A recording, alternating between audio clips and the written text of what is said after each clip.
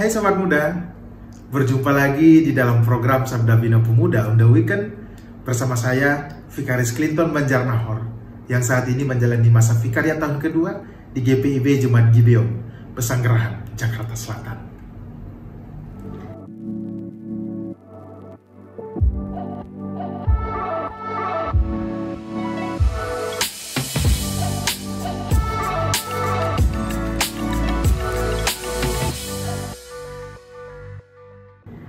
Sobat Muda, di penghujung pekan ini kita kembali diberi kesempatan oleh Tuhan untuk merenungkan akan kebenaran firman-Nya. Untuk itu, mari kita siapkan hati dan pikiran kita untuk memohon tuntunannya di dalam doa, mohon bimbingan Roh Kudus. Kita berdoa. Allah Bapa yang Maha Baik, kami anak-anak-Mu telah menyiapkan hati dan pikiran kami untuk mendengarkan akan kebenaran firman-Mu. Untuk itu Tuhan, kami mohon Tuhan mengurapi kami dengan kuasa Roh Kudus-Mu, agar ketika kami membaca dan merenungkan firman ini, kami boleh mengerti dan kami boleh memahaminya. Sehingga melalui pengertian dan pemahaman itu, firman Tuhan boleh hidup bersama-sama dengan kami di dalam setiap aktivitas kehidupan kami. Bersabdalah ya Tuhan, karena kami anak-anak-Mu telah siap mendengarkannya. Di dalam nama Tuhan Yesus Kristus, firman yang hidup, kami telah berdoa. Amin. Sobat Muda, bacaan Alkitab di akhir pekan ini terambil dari kitab Daniel pasal 5 ayat 17 sampai dengan 20 yang menyatakan, "Jawab Daniel kepada raja, simpanlah hadiah tuanku atau berikanlah penghargaan tuanku kepada orang lain. Namun, aku akan membaca tulisan itu bagi raja dan memberitahukan maknanya kepada tuanku. Ya Tuanku Raja, Allah yang Maha Tinggi telah memberikan kekuasaan sebagai Raja, kebesaran, kemuliaan, dan keluhuran kepada Nebukadnezar, ayah Tuanku. Oleh karena kebesaran yang telah diberikannya kepadanya itu, orang-orang dari segala bangsa, suku bangsa, dan bahasa takut dan gentar terhadap dia. Ia membunuh siapa yang dikehendakinya dan membiarkan hidup siapa yang dikehendakinya, meninggikan siapa yang dikehendakinya, dan merendahkan siapa yang dikehendakinya. Namun, ketika ia menjadi tinggi hati dan keras kepala, sehingga berlaku terlalu angkuh, ia dijatuhkan dari tahta kerajaannya, dan kemuliaannya diambil darinya." Sobat Muda, melalui pembacaan ini di dalam Daniel pasal 5, secara umum mencatat peristiwa di akhir masa kerajaan Babel, ketika Raja Belsazar, pengganti Nebukadnezar, menunjukkan sikap angkuh dan tidak menghormati Tuhan dengan mengadakan pesta besar yang menggunakan perkakas bait Allah yang mereka jarah dari kerajaan Yehuda. Belsazar menghina Tuhan dengan menggunakan perkakas bait Allah untuk minum anggur sambil memuji dewa-dewa palsu. Tindakan ini bukan sekedar kesalahan moral, melainkan penghinaan langsung terhadap Allah. Ini menunjukkan bahwa Belsazar tidak belajar dari pengalaman Raja Nebukadnezar, ayahnya.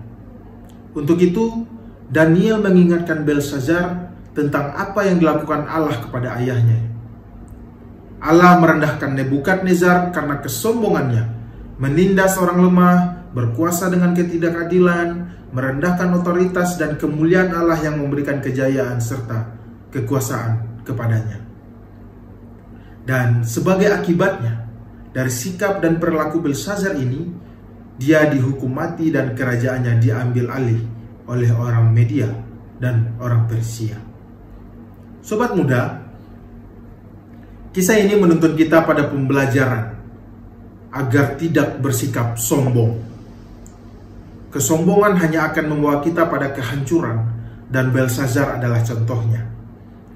Kesombongannya terhadap Allah dengan menggunakan perkakas bait Allah membawa kehancuran kerajaannya. Begitupun dengan kehidupan kita pada saat ini. Diri dan hidup kita adalah perkakas kudus milik Allah.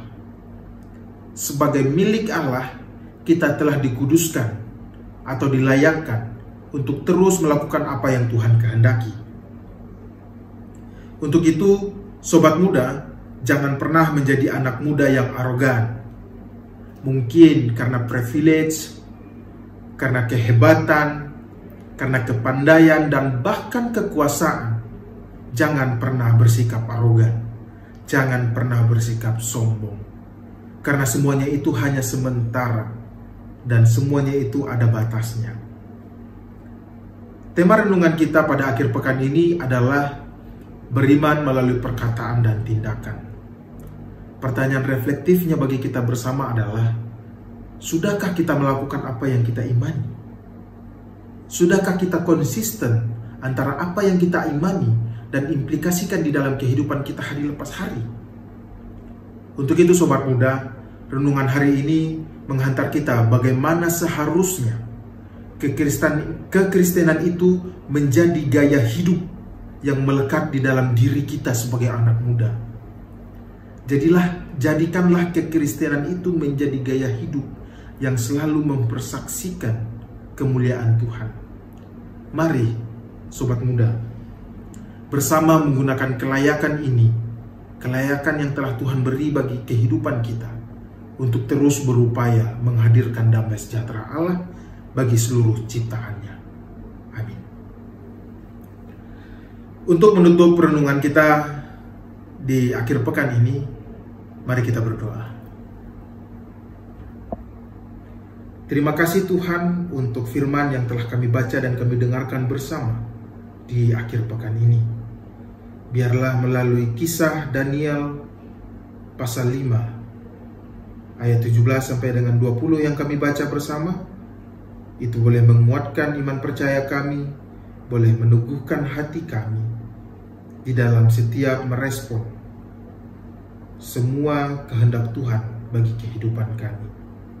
Ajar kami agar menjadi anak-anak muda yang tidak bersikap arogan terhadap segala yang kami miliki, segala yang kami punya. Kiranya diri kami dapat kami jaga sebagai perkakas kudus milik Allah, sehingga melalui kekudusan dan kelayakan itu kami boleh memelihara kehidupan kami yang terus berpaut bersama dengan Tuhan. Terima kasih Tuhan untuk segala hal yang boleh Tuhan perkenankan terjadi dalam kehidupan kami. Dan di akhir pekan ini ya Tuhan, kami memohon kepadamu untuk senantiasa menyertai kehidupan kami hari lepas hari. Berikan kami kekuatan, berikan kami kesehatan, agar di dalam melakukan pekerjaan, di dalam melakukan segala aktivitas dalam kehidupan kami, itu dapat kami lakukan dengan baik. Terima kasih Bapa. Inilah doa dan permohonan kami. Di dalam nama Tuhan Yesus Kristus kami telah berdoa dan mengucap syukur. Amin. Demikianlah renungan kita di akhir pekan ini, sobat muda. Sampai jumpa di edisi-edisi berikutnya. Kiranya Tuhan Yesus, Sang Pemilik kehidupan ini, senantiasa menyertai kita. Shalom.